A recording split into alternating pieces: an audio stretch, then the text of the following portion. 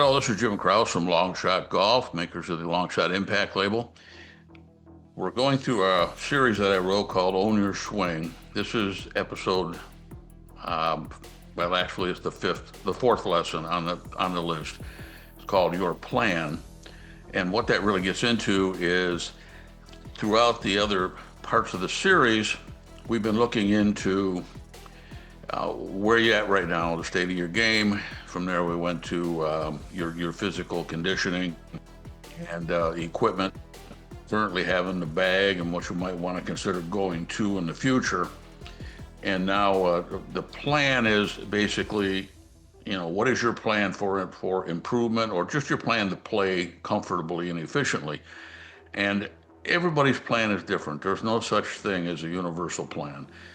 Swings are different, your game is different, your limitations and strengths and weaknesses are different. So, consider this as something of your own, and you're looking at a short term or a long term. For example, right now I'm in a situation of looking at the short term. I'm on the verge of another back surgery. I've been working with my own materials to try to keep myself playing at least once a week, but anything long term is going to have to wait to see what this ends up with. I mean, if you're in a situation where you've got some things to deal with right now, then that's got to be what your plan focuses on. If you're just going along and trying to gradually improve or maintain a good game,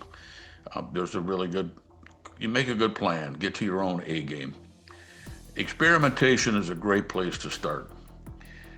I've learned through 37 years of making this product through a lot of consumer, information sent back to me and feedback, that many people have been able to diagnose themselves and quite effectively. And when you do it yourself, you learn the lesson. You understand how the lesson goes about.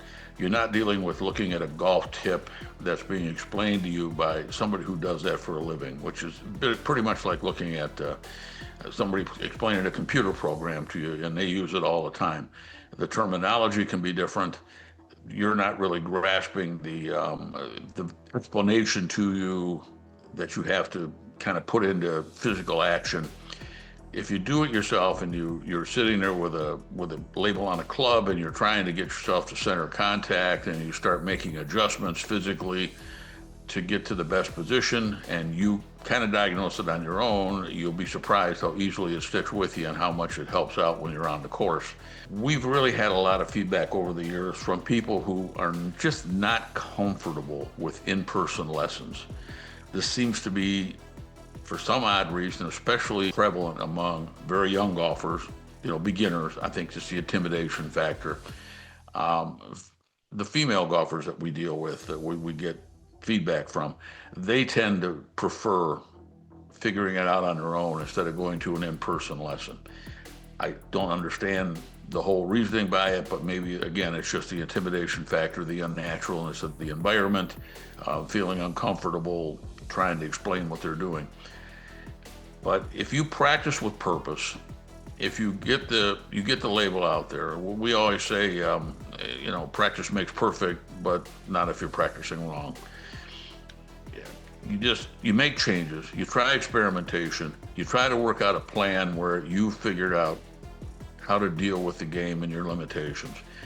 And say, for instance, that you're working with something that I recently had to do. I was hitting everything off the toe because I can't bend properly. So I kept trying to make adjustments to get it to where I could at least come up with a swing that I could use to get back toward the center of the club, make decent contact, and then I would have control over my distance and truly help my accuracy. One thing you find that when you're doing that is, if you start getting off the trail, you're not making any progress, don't stack changes on top of changes.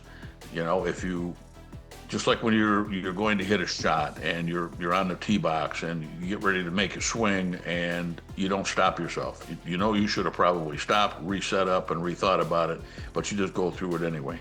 Don't stack them on top of each other. Start over, start fresh, and see if you can, boil it down to knowing where you're at that point, or you're just going to end up wandering in a circle. But you'll be surprised how much you can accomplish with common sense adjustments. It's not really something that you have to consider as a fixed, rigid plan. It's not something you have to do all the time. All of our materials on the website include a little four-color correction instruction guide that gives you some simple setup tips based on impact position. That's kind of it's a simple little guide. It's a good place to start to give you some idea of how to make some self-corrections on your own. You know, if you're the kind of person who's not one of the 20% of the strivers in the world and your plan is not to become the next Tiger Woods, well, then staying put is your best option. But if you're staying put, then you want to really take the time to figuring out your equipment and your makeup and trying to keep your game, make your own A game. Come up with a decent level that you feel comfortable with. You know, contrary to what you might hear out there, there's no secret tip, there's no secret club, there's no secret anything. We find situations all the time where people are concerned about distance and they're watching a tip to gain speed. And I just read a study recently where they tested a club. They used a robot, of course, but they were testing the theory that swinging faster always makes the ball go farther. And what they found was that under the ideal setup with perfect contact, if you swung faster, the ball went further.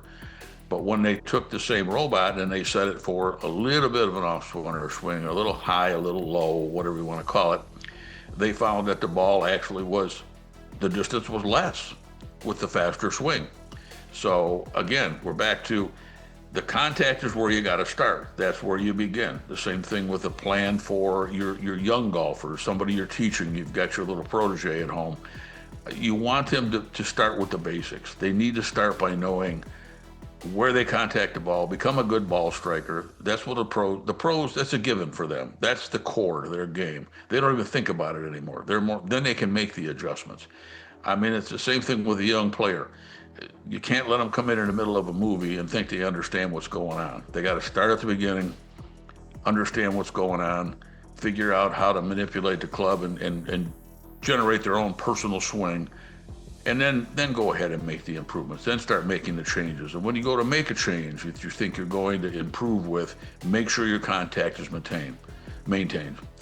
I mean, golf's a fairly difficult game. You're managing your limitations, you're managing the course, you're managing your own problems, but it's constantly changing, but it can be followed with a structured approach. And this is what we're always preaching.